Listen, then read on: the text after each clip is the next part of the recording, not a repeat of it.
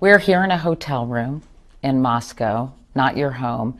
No reporters have interviewed you in person at home. Why is that? Well, given my situation, right, I'm kind of in a, shall we say, less stable environment than most people are. I don't like to bring people to my home because I don't know who they are, who's coming with them, and we have to remember that technically my government, right or wrong, considers me to be a fugitive in exile, right? There's still technically a manhunt that's following me around wherever I go. So I don't really want to make life any easier for people who are trying to silence me. Do you think U.S. officials know where you live? Know where you are? I think they have a general idea at this point. You know, after 3 years, if they can't figure it out, they're probably not doing their job very well. But I don't think they know specifically where I am. I'm pretty careful. Do you but move I could around? be wrong. Do you move around from apartment to apartment, or do you No, stay in I'm one not place? like on the Underground Railroad or anything like that. I just try to live a careful and quiet, kind of humble life. And I don't want to be uprooted by publicity and reporters outside my home. Definitely not agents outside my home. Do you live in Russian government housing? No. How do you afford your rent? I speak a number of different places. I've been incredibly fortunate to enjoy as much support as I have. When I came forward, I expected to be entirely alone. I didn't really have a plan for the day after. My only focus was working with the journalists to get the truth of what was going on in violation of the law back into public hands. So I've really had to sort of build the airplane as it's falling, but we've reached a point where actually we're flying. Can you walk around freely the streets of Moscow and not be recognized? I walked here. Are you ever recognized? I am sometimes. You know, it's funny actually. If I walk out on the street, people have no idea who I am. If I walk into a computer store, everyone in the store will immediately recognize me. I think it's one of those things like the way your brain catches on to the associations. It's been more than 3 years since you arrived here in Moscow. If you could use one word to describe those 3 years, what would it be? Surprising. I think most Americans, particularly ones who, like myself, worked for the CIA, the NSA, they have a very particular view of Russia. I was terrified to come here because I didn't expect to stay, and I got trapped.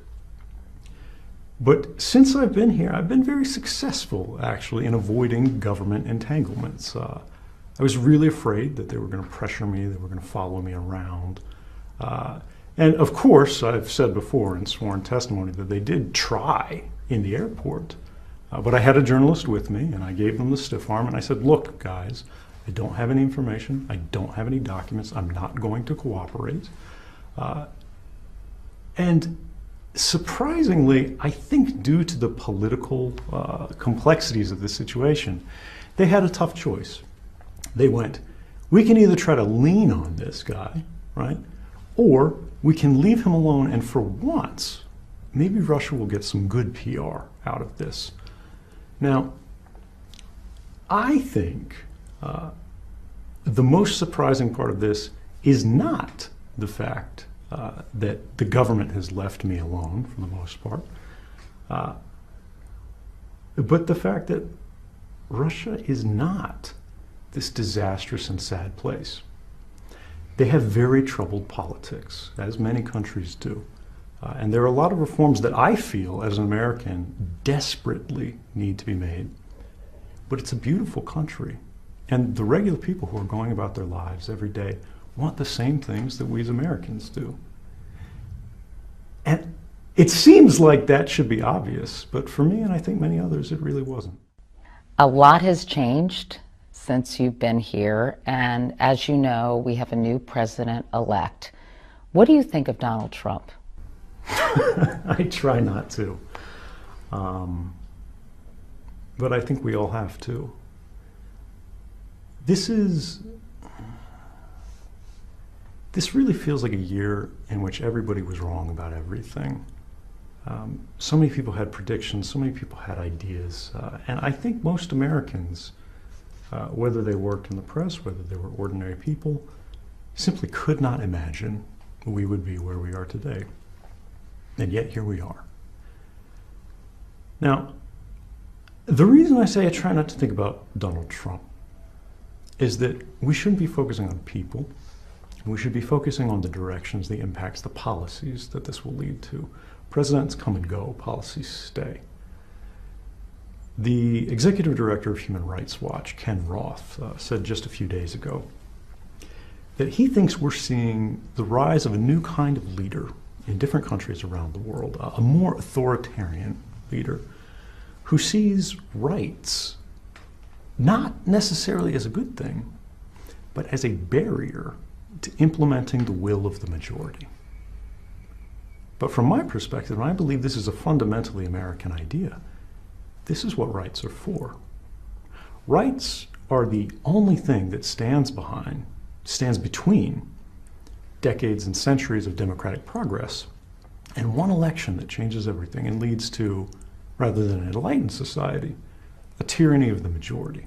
Now, that's not to say what's coming, but when we have all three branches of government suddenly captured and controlled by a single party, that is a moment of systemic risk.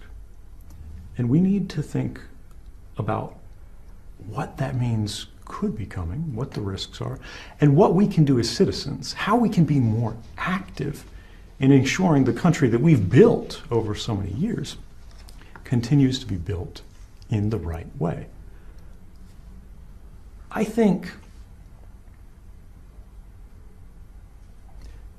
tomorrow is very uncertain right now. But we shouldn't be afraid of that. We should recognize that. We should prepare for that. Don't be afraid, be ready. What worries you the most about a Trump presidency? The main things that I would be concerned about are policies that aren't pursuing a positive vision. They're not thinking about what America is really about and how to improve it, but how to retaliate against a small group, a vulnerable population, a particular class. To me, these don't seem like particularly American directions to be heading. Now, this is not to say that I don't want this president or any other president to be successful. In fact, I want every president to be successful in building a better America. But we need to make sure that that's what's happening. And we can't trust that that will happen. We can't wait for somebody to do that. If we want to be in a better America, we have to do it ourselves. Right before the election, you tweeted, quote, "There may never be a safer election in which to vote for a third option." Yeah. Any regrets about that tweet? You know, this is one of those things where I said, everybody's been wrong. I was referencing the New York Times front page when I made that tweet, where they said Hillary Clinton had a 93% chance of winning the election. And I believed the statistics. I was certain she had this in the bag. And because of that, it seemed like everything was open, the possibilities that were there. The election wasn't even really an election. I was wrong. Do I regret that? I don't think I regret trusting the statistics were right. Because I think, particularly when we're focused on scientific methods of polling, we need to be able to recognize that experts have information, they're using methods, and this should be reliable. We should take this into account. Before the election, as you know, the DNC and the Clinton campaign were both hacked. U.S. intelligence officials, including the head of Homeland Security, have said they believe only Russia's senior-most officials could have authorized those hacks. Do you think Russia was behind those hacks? I don't know. But as somebody who worked in intelligence, I certainly think it's possible. They definitely have the capabilities. And there is, I think, a broad consensus among U.S. intelligence officials, at least as has been sort of promoted in the news, that Russia did have some responsibility behind this. But what bothers me about this kind of conversation is that the last time there was a significant hack that affected the United States that we believed had an association to a nation state, it was the Sony hack, which we said North Korea was behind. The FBI immediately released evidence that they believed proved that they were behind that attack. We haven't seen that here. And I think if we're going to have this conversation, it should be evidence-based.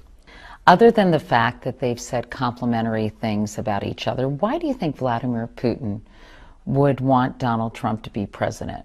Or did he simply abhor the possibility of Hillary Clinton in that role?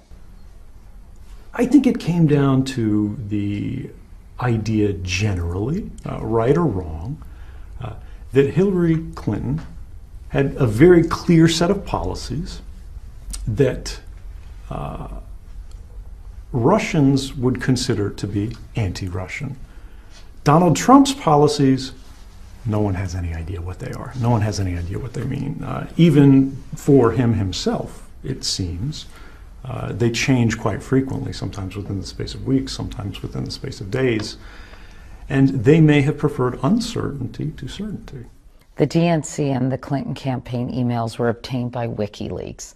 I'm just curious, how do you feel about Julian Assange and his wholesale dumping of these emails?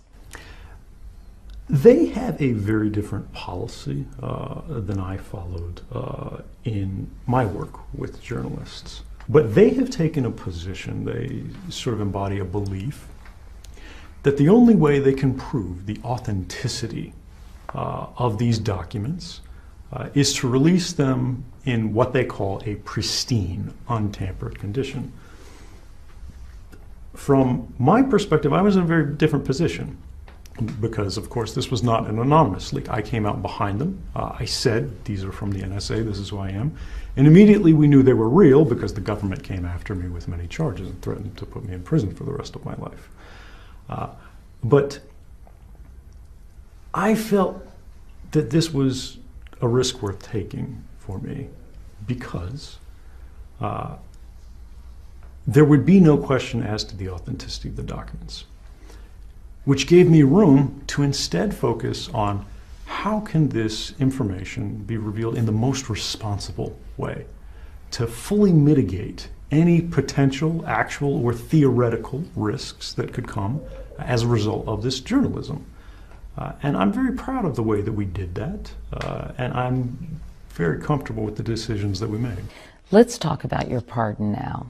The Pardon Snowden campaign launched in September, led by backers like George Soros, Twitter CEO Jack Dorsey, the ACLU. What do you think your chances are that President Obama will in fact pardon you? Well, I'm not counting on it, and this is the key here. The possibility for a pardon, it seems to every expert who's looked at this issue, has never been more likely. And this is a surprise to myself more than anyone else, I think. Why do you say that? Well, just a few days ago, we had 15 members of the Church Committee. Most people may not remember what they are, but in the 1970s, the intelligence organizations went through the greatest period of oversight of their history. They sort of pulled up the blankets and looked at what was happening at the CIA, the NSA, the FBI. They were writing letters to Dr. Martin Luther King Jr., saying that they had tapes of what he had done in hotel rooms, and if he didn't commit suicide, they were going to release them and destroy his reputation. They were secretly administering psychedelic drugs to college students to see the impacts they would have. They were engaging in assassination operations that were contrary to both American and international law. All kinds of crazy things. These individuals who are experts in what's going on in intelligence at the classified level, who worked for the government, right? These aren't sort of hippie reformers or anything like that. They argued that President Obama should seriously consider leniency in this case. They said that this case has caused far more benefits to American society, which I think is uncontroversial at this point, than any claimed harms for which we've never seen evidence. If you had 1 minute to make your case face to face to President Obama, what would you say to convince him to pardon you? I wouldn't. I would respectfully say to the president, I understand you have an incredibly difficult job. No one wants to be a whistleblower. This is something that's hard to do. It's hard enough to stand up to a bully in your life, to your boss in the office, much less the combined might of the National Security Agency, the FBI, and the apparatus of government. Nobody's going to volunteer for that. Nobody's going to sort of take this as a precedent and it's going to open floodgates. But there's one thing that I would hope he understands, and I think based on his recent statements, he does. He said that my actions and this journalism raised legitimate concerns. We're living in a time today where journalism is occurring in an environment of an extraordinary threat. And as official sources of information for the American citizen, the American voter, begin to dry up, confidential sources, the sources upon which the best journalism has always relied, people in government who know the reality of what's actually going on, particularly when the operations of government start to go out of bounds, are critical now. And this is America. When something goes wrong, don't we want somebody to stand up and say something about it? Are you saying it's particularly important in a Trump administration or in a Republican-controlled Washington? I don't think it's about party. I don't think it's about person. I do think the incoming president has definitely said he plans to break some furniture, right? He would be the last to deny this. And that means we need to be careful. That means we need to prepare. Donald Trump tweeted about you in 2014, writing, "Snowden is a traitor. When our country was great, do you know what we did to traitors?" Meanwhile, his pick for CIA director, Kansas Congressman Mike Pompeo, has called you a liar and a criminal, and in at least one interview also called for your execution. What's your reaction? I wonder when it is that he thinks America was great. Because if you remember what we did to traitors in 1776 and afterwards, we made them president. We're a country that was born from an act of treason against a government that had run out of control. Now, this is not to say that breaking the rules is something that should happen all the time, but we should always make a distinction that right and wrong is a very different standard than legal and illegal.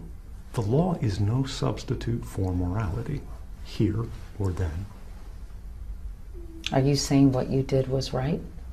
I think, yeah. Or legal, or both? I would not have done it if I didn't believe it was right. But you would acknowledge it was illegal? I definitely would say it's pretty sketchy there. But look, every act of progression in our nation's history has involved tension with law. Whether it was the abolition of slavery, whether it was the enfranchisement of women, whether it was the birth of our nation, laws were broken, and that's because the laws were wrong. There is a lot of talk out there, including among top-ranking intelligence officials, that Vladimir Putin may hand you over to the United States as a goodwill gesture to the Trump administration. How concerned/nervous are you about that possibility? I'm actually kind of encouraged. Encouraged? For completely different reasons. It wasn't so many years ago that people were saying, this guy's a Russian spy. But countries don't give up their spies. And if my recent criticism of the Russian government's internet policies, criticisms of their human rights records, have been so severe that even my greatest critics in the intelligence community are now saying, oh yeah, he's a liability, they want to get him out of there, that's a vindication. A vindication of what? The fact that I'm independent, the fact that I have always worked on behalf of the United States, and the fact that Russia doesn't own me. In fact, the Russian government may see me as sort of a liability. So you wouldn't mind if Putin said, extradited you and said, here you go, President Trump? Well, who wouldn't? I mean, that would obviously be something that would bother me. That would obviously be something that would be a threat to my liberty and to my life. But what I'm saying here is that you can't have it both ways. You can't say this guy is a bad guy who's like a Russian tool or something like that. At the same time, you say he's going to be traded away. What I'm proud of is the fact that every decision that I made, I can defend. Another option for you is a plea deal. What can you tell us about the ongoing conversations between your legal team and the Justice Department? Well, I can't get into any confidential legal conversations. What I can say is what's been made public so far, which is that I've only ever had a single condition for returning to the United States, volunteering to go to court, and very likely to prison. And that's that the government guarantee a fair trial, an open trial, where they don't try to control what I can say and what the jury can hear. They've never agreed to this, and in fact, even though we've made that our grounds, they've responded with only a single promise, and that's they say, we won't torture you. You don't believe you'll be able to get a fair trial in the United States? It's not possible to get a fair trial under the laws with which I've been charged. The Espionage Act of 1917 you're referring to. That's correct. This is a law which prohibits an individual who's charged with this crime from telling the jury why it is that they did what they did. This is fundamentally against the idea of a fair trial. If you can't explain yourself to the jury, why have a trial at all? How much prison time would you be willing to serve? I don't put a number on it. Instead, I look at it from a very different perspective. We're going into a world, again, we're here now, where whistleblowers are more important than ever. What kind of a message would I be sending if, in perhaps the most responsible case of modern whistleblowing that we have now, where no clear harm has occurred that's been demonstrated by evidence, but clear public benefits have occurred. The President of the United States himself said, this conversation, started by the NSA revelations, started by me, has made us stronger as a nation. Congress passed the first significant reforms to U.S. intelligence laws in more than 40 years. The courts themselves found the documents that I revealed showed unlawful and likely unconstitutional activities on the part of the government. Given all of that, given how much we've benefited, if I go to prison for the rest of my life, what's that going to do for the next person who sees something illegal, who sees something unconstitutional, and realizes they may be the only one who can do something about it? Chelsea Manning is serving 35 years in prison. Why shouldn't you? I think the right answer to look at here is, why is Chelsea Manning in prison for 35 years? Is this a just sentence? This is an individual who revealed unambiguous war crimes. There are some arguments that say she went too far. Maybe she released too much. But what we know now is that information was released in 2009. We're now in 2016. And with each passing year, it gets harder and harder to demonstrate any real harm that came as a result of these disclosures. But the benefits are clear. She's tried to take her life twice this year. Has she not suffered enough? Potentially, what would a plea deal look like for you? You know, I'm not actually sure because I'm not a lawyer. But the idea here is When most people who are involved in government or the intelligence community are involved in some sort of case where the government goes, this person was acting in good faith, they were trying to do right by the American people, but they did break the law, no charges are ever brought, or they're brought very minimally. Perhaps the best known case in recent history here is General Petraeus, who shared information that was far more highly classified than I ever did with journalists. And he shared this information not with the public for their benefit, but with his biographer and lover for personal benefit. Conversations that had detailed information about military special access programs that's classified above top secret, conversations with the president and so on. When the government came after him, they charged him with a misdemeanor. He never spent a single day in jail, despite the type of classified information he exposed. When we had the most senior intelligence official in the United States, General James Clapper, who lied to the American people and all of Congress on camera, under oath, in the Senate, in a famous exchange with Ron Wyden. Does the NSA collect any type of data at all on millions or hundreds of millions of Americans? No, sir. It does not.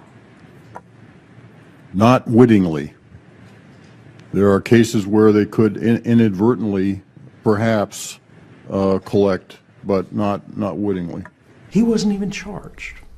But giving false testimony to Congress under oath, as he did, is a felony. It's typically punished by 3 to 5 years in prison.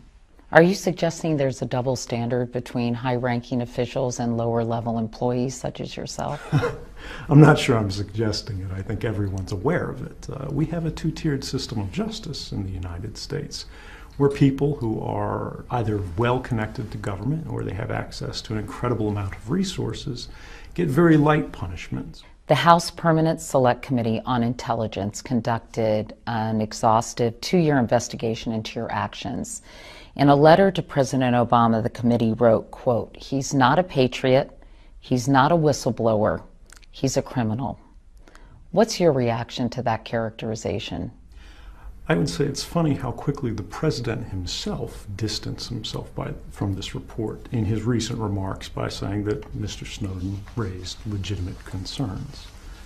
But in direct response to this report, I won't actually say anything. Instead, I'll use the words of 3-time Pulitzer Prize-winning journalist, one of the most respected in the United States, Barton Gellman of the Washington Post, who has seen the material that I turned over and knows that, in fact, that was not true. He found that 4 out of the 6 claims that the Intelligence Committee made in this report were verifiably false. He had the evidence to show this. The 5th one was specious at best. And the 6th was that I faked a sick day when I was trying to get out to meet with journalists, which, let's be real, I am completely and totally guilty of. He said the report was not only inaccurate, not only incurious, but trifling. Admiral Mike Rogers, the director of the NSA, told Yahoo News this year that your disclosures accelerated a move by terrorists to encrypted communications and made it easier for them to plan attacks like the one in Paris without being detected. He said, quote, "No one should doubt for 1 minute there has been an impact because of your disclosures." It's funny that he says that because he's also said on the record to journalists that when he looks around, the sky is not falling. The NSA's operations have not been significantly hindered, and they're still very much in business. Moreover, we know for a fact at this point that the Paris attackers were not using encrypted communications, and in fact were using simple burner phones of the type that drug dealers were using back in the 1990s. Even if there is not any specific concrete evidence that your actions aided terrorists, there's also no specific concrete evidence that they didn't.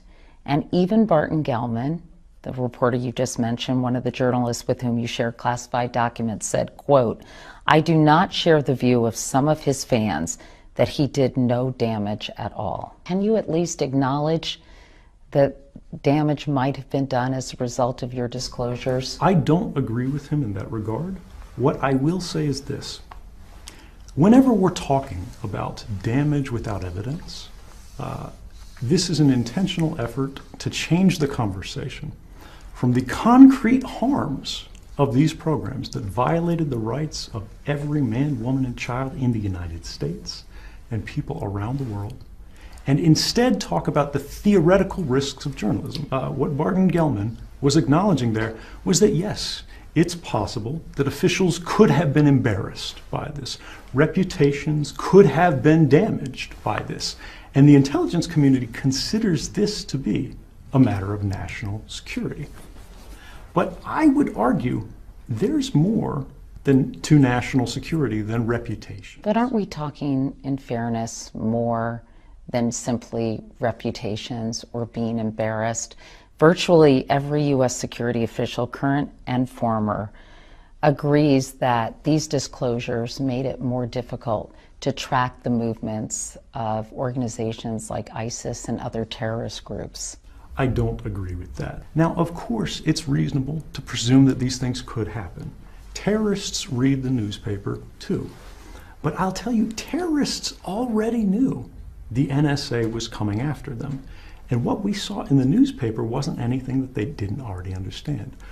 What was revealed in the newspaper was only a surprise to Americans and ordinary citizens. How many documents were provided to journalists? This is a good question, but I have to say, remember, I am still under active investigation, so I can't answer FBI-style questions on camera. Because the number has ranged from 50,000 to, as you said, 1.5 million. You can't give us any idea? What I can tell you is the journalists, and there are several of them, have consistently said the government's numbers are ludicrous overestimates. You also revealed to a reporter at the South China Morning Post that the U.S. was conducting surveillance of people and organizations in China. Why did you do that, and wasn't that a violation of U.S. security and national interest? I don't think so at all.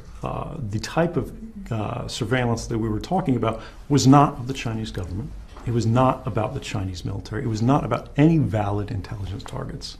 This was about civilian infrastructure, hospitals, universities that had been digitally hacked and compromised by the United States that caused a real threat to life. Now, it's not to say the U.S. shouldn't engage in any hacking, but when we start hacking hospitals, this is something that we as a public need to decide if it's a step too far. You're not anti-surveillance writ large, are you? Absolutely not. If it's specifically targeted, if it's authorized by the court, based on a showing of probable cause that the judge says, look, we think this person is up to no good. You've shown evidence that they're up to no good. Go after them. That's how it should be done. I asked about that interview because there's speculation there was some kind of quid pro quo with China. You give us information, you can come to Hong Kong. Well, let's be clear here. I never provided any information to China. The journalist in question was an Australian.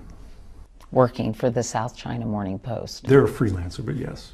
So working for a publication in China. Oh, I knew them as an Australian journalist. I didn't know their outlet. So you didn't even know that it was going to be in a newspaper in China? I knew it would be in a newspaper. I didn't know what newspaper. This was not my concern. What about this notion of a quid pro quo, that people think there was some kind of under-the-table deal? Well, it's clear that's not the case, because if it had, I would have stayed in Hong Kong. You arrived in Hong Kong on May 10th, 2013, met with journalists Glenn Greenwald and Laura Poitras on June 1st. There have been some questions about where you were and what you were doing during those 10 days before you met with those journalists. I was in the Mirror Hotel waiting for those journalists. What people sort of miss in this conspiracy theory, it's only held by a few people, is that the journalists weren't able to immediately travel. They had to talk to their newspapers, get permission, they had to get legal backing, they had to get funding, and get their institutions on board to actually travel to Hong Kong. What were you doing during those 10 days, Ed? Waiting for them to come. I was in the hotel room the whole time. In Citizen 4, the tension of those moments in Hong Kong is palpable. You're seen going through a series of security rituals, unplugging phones, covering your head as you type passwords into your computer. You seem keenly aware of a target being on your back. Could you describe those days for us before you went public, what that was like? You know, it's those moments, it's actually difficult to watch them on film because the pressure, the stress was so great that I was almost in like a fugue state. You lose your emotional affect. You can't be as high or as low as you normally are. You're only focused on one thing, and that's the mission. Before you left Hong Kong, I know you reportedly went to the Russian embassy. Can you tell me why and what you did there? No, there's a crazy conspiracy theory out there that I was a Chinese spy when I was in China. I'm a Russian spy when I'm in Russia. They say, you know, I'm partying in the Russian embassy, having birthday parties. It's completely wrong. And this is the reason why that wasn't a newspaper report that was carried around the world. Somebody raised this as a conspiracy theory and nobody could confirm it because it didn't happen. After you were granted asylum in Russia in August of 2013, you issued a statement through WikiLeaks criticizing the Obama administration for showing no respect for international and domestic law and thanking Russia. Do you believe Russia has more respect for international law than the United States? No, and I think this is kind of a false choice here. You're saying who's worse? Who do you want to beat up on? Are you going to condemn the United States? No. The United States does wonderful things for human rights in many areas around the world, but we have to remember that nobody's perfect.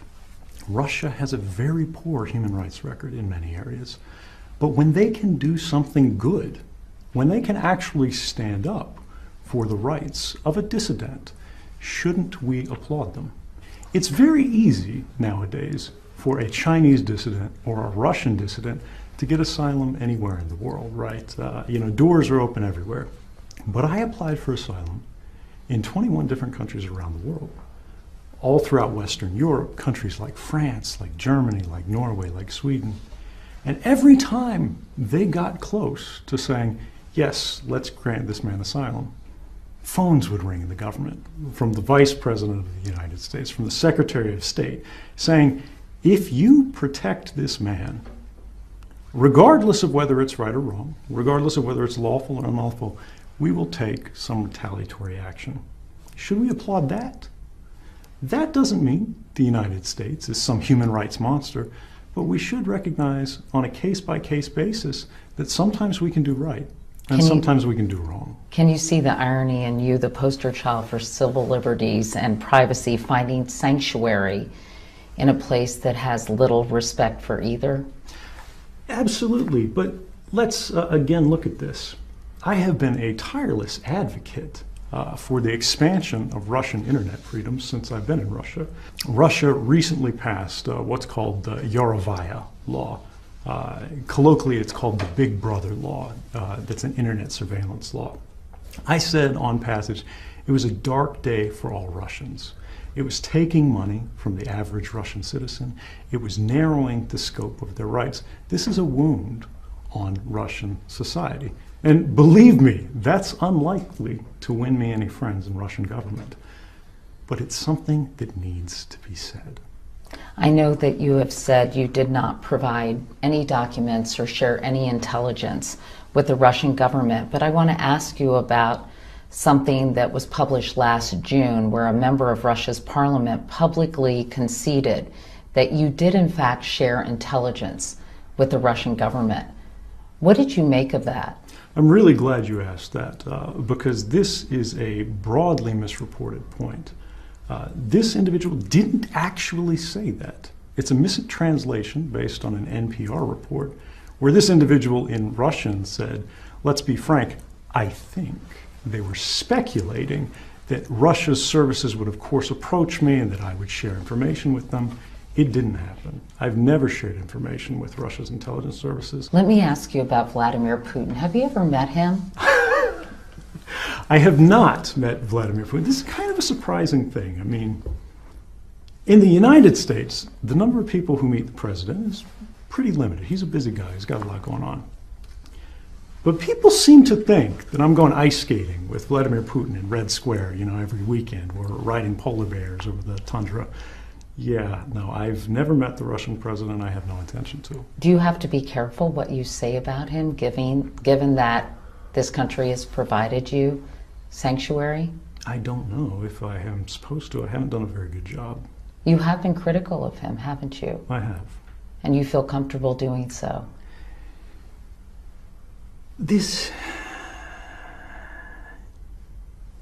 Some people live very careful lives. I haven't done a very good job at that. If safety was my number one priority, I never would have left Hawaii. I would still be working at the NSA, making an extraordinary amount of money for very little work, violating Americans' rights. No one would know what was going on today. And yes, I'm never going to live a completely stable life. Even if I'm pardoned, even if I return to the United States, there are a lot of people who will disagree with the decisions that I made. But I'm comfortable with them. I realize that the laws of the United States have been changed for the better as a result. The President of the United States, for the first time in our history, has provided privacy protections to people who aren't American citizens as a result. The courts and Congress are finally at least starting to play the role that they were intended to play. No matter the cost, I can be happy with that. You have said that you raised concerns about excessive NSA surveillance with 10 superiors and colleagues, but only one email has been made public, one to a lawyer at the NSA with a legal inquiry critics say had nothing to do with releasing these documents. If you attempted to go through the proper channels, Ed, or at least reached out to colleagues, why didn't you save those communications as evidence? Well, this is a really good question, right? Because it's one of those that seems like, why doesn't he have this? First off, I'm not an email administrator, so I didn't have access to everybody's email. But these aren't things you put in writing at NSA. Saying, I think the NSA is breaking the law, I think maybe this program is violating the Constitution, is a career-ending move. And the people that I talked to first, my supervisor said, hey, we can talk about this, but you shouldn't rock the boat, and don't write this down. Why haven't you given any names to corroborate the fact that you did in fact try to go through the so-called proper channels? Because if I did that, they would end the careers of these individuals, right? If these individuals spoke on their own without waiting for me, they would go to jail. But there's a broader point here, and this is the idea that proper channels work, that they exist, that they are available. The whistleblower process is fundamentally broken in the intelligence community. It can be said that there is no such thing at all. The proper channels are really a drain into which people, concerns, and cares are flushed. In 2014, Glenn Greenwald, one of the journalists with whom you worked, said, quote, "The most shocking and significant stories have yet to be reported." Are there still bombshells in this cache of documents that have still not seen the light of day? Well, I was very careful when I came forward again to make sure that I never revealed a single secret. This, I believe quite strongly, is the role of free press in our society. This is why the First Amendment is first. They're charged with making these decisions about what we should know, when, and how. They should contest the government's monopoly on controlling information, particularly in the classified spaces. So I'm not going to say if there's something else coming or when, but I will say this. In 2013, before this started, the idea that the government was collecting records of every phone call in the United States was a conspiracy theory. It's not anymore. Some Americans might say, hey, we appreciate your shedding light on this, but for us, security and thwarting a terrorist attack is more important than privacy. This is, a very common sort of throwaway argument from people who are just trying to avoid talking about the topic too much. They say, if you have nothing to hide, you have nothing to fear. Why do you care? They don't think about the origin of that quote, which is literally a piece of Nazi propaganda from Joseph Goebbels. This is not to say the NSA are Nazis. They're not the Stasi. These are good people doing bad things for what they believe are good reasons. Privacy is the foundation of all other rights. I would say arguing that you don't care about privacy because you have nothing to hide is no different than saying you don't care about free speech because you have nothing to say. What is the best thing, in your view, that came from these revelations? Before 2013, I think Americans all felt something was changing, but they couldn't quite put their finger on it when it came to policy, particularly this idea of counterterrorism. We heard terrorism, we're trying to keep you safe over and over again. But it seemed that these programs weren't actually keeping us safe. We didn't know it at the time, but the NSA was tapping every phone in the United States, and yet it didn't stop the Boston Marathon bombings. We were collecting all of the internet communications as they crossed the border and saw if something was going on, but these were not the things that thwarted terrorist attacks. The things that were effective, the things that worked, were the methods that we always used. Traditional, good old-fashioned police work. The cop on the street who saw someone acting suspiciously. Human intelligence. Exactly. Our founding fathers said, he who would sacrifice essential liberty for a little temporary safety deserves neither and won't get them either. This is very much what we are waking up to. The idea that in many ways the public has lost their seat at the table of government as an equal partner. I know your residency permit runs out, Ed, in 2017. If it's renewed, are you prepared to live in Russia for the rest of your life? And what are your other options if it's not renewed? This is actually not my first foreign posting on behalf of the United States. When I worked for the CIA, I was in Switzerland. When I worked for the NSA, I was in Japan. The way I look at it, this is just more of the same. It's a very different situation, and I didn't choose this particular posting. But look, if this is the best way I can serve my country, I'm looking forward to doing it. Lindsay Mills, your girlfriend, moved here in 2014.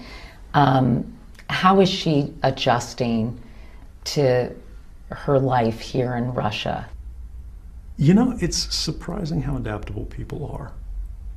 It's not easy living in exile for anyone. It's not the place where you belong. It's not a language that you studied in advance. It's tough to figure out how to make a new life. But she is an incredible person because I signed up for this. I knew what was coming. I was volunteering for these risks. I couldn't tell her in advance because if I did, the FBI would treat her as an accomplice. They would try to put her in prison instead of me. You basically said, I'm not going to be home when you get back. Yes, and I mean, imagine that. It probably makes me the world's worst boyfriend. But she didn't hate me for it. In fact, she seemed to love me more because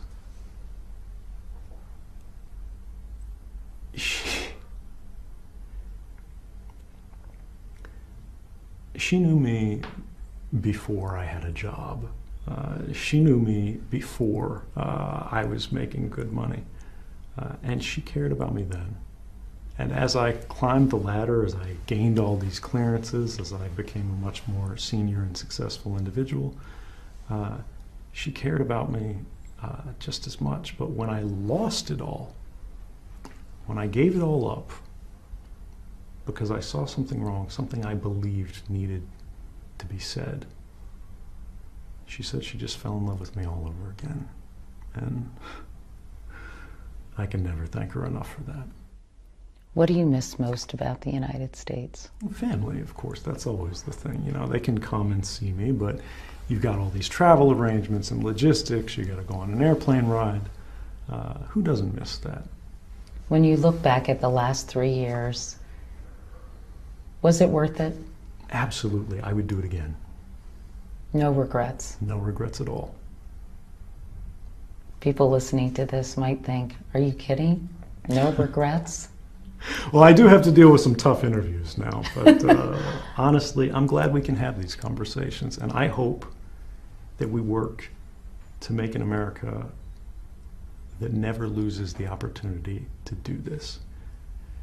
Look, journalism is a hard job. I understand that. And I think it's clearer now than perhaps ever before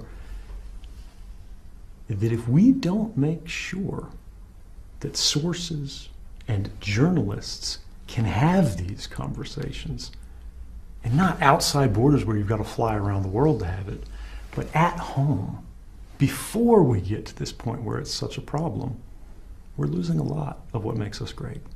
Do you think you'll ever be able to convince people who have very little sympathy for you, who don't believe you should be walking around a free man here in Moscow, but instead you should be in prison? What do you say to those people who just do not understand your point of view?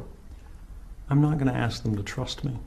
I'm not going to ask them to believe in me, because I think Americans have had enough of people saying, trust us. That was the problem that got us here in the first place. But what I will say is this. In 2013, it was pretty easy to say, we don't know what's coming. This guy probably took a lot of risks. This is really irresponsible. This is going to cause harm. But in 2016, these officials have had every opportunity to show evidence that harm came as a result, and they haven't. Do you really think if the government can show somebody was hurt, a program was damaged, we've gone dark and can't track dangerous people, they wouldn't leak that criticism? That wouldn't be on the front page of the New York Times by the end of the day. I don't think so, and I hope maybe in time you'll think the same. Ed Snowden, thank you so much for spending all this time talking to us. We really appreciate it. Thank you very much.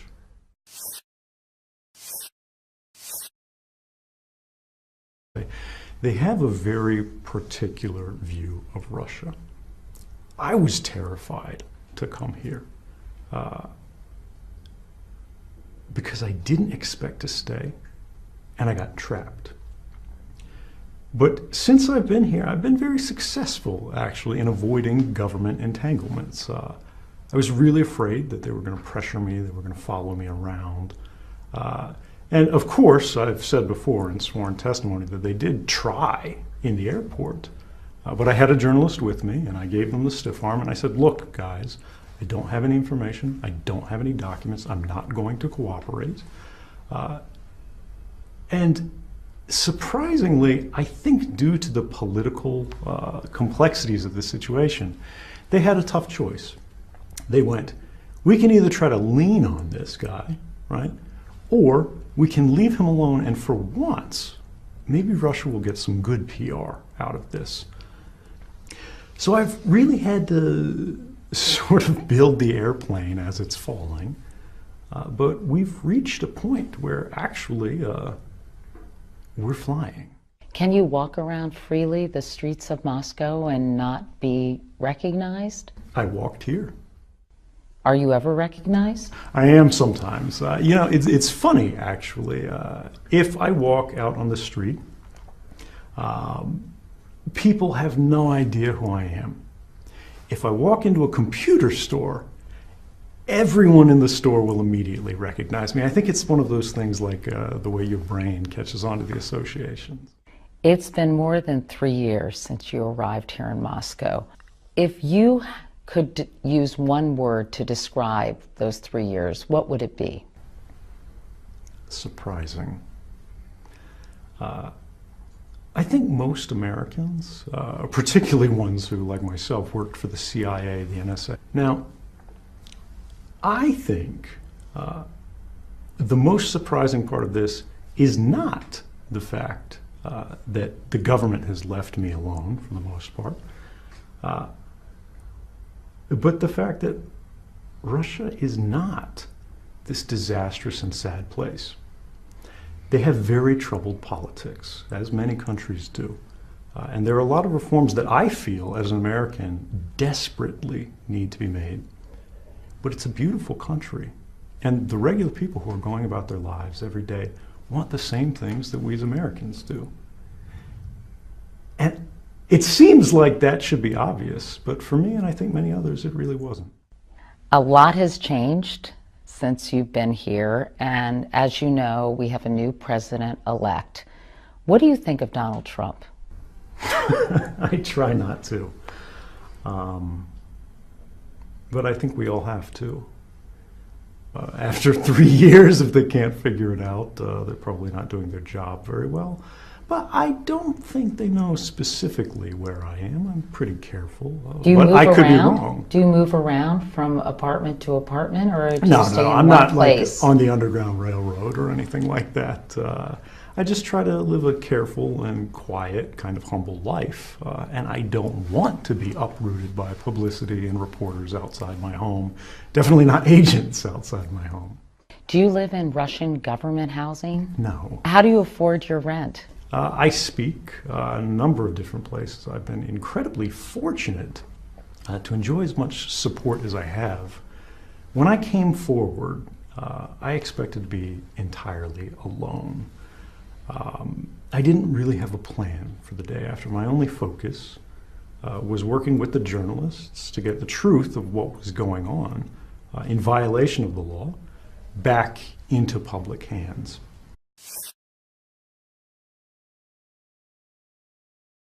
We're here in a hotel room in Moscow, not your home. No reporters have interviewed you in person at home. Why is that? Well, given my situation, right, I'm kind of in a, shall we say, less stable environment than most people are. I don't like to bring people to my home because I don't know who they are, who's coming with them, and we have to remember that technically my government, right or wrong, considers me to be a fugitive in exile, right? There's still technically a manhunt that's following me around wherever I go. So I don't really want to make life any easier for people who are trying to silence me. Do you think U.S. officials know where you live? Know where you are? I think they have a general idea at this point, you know.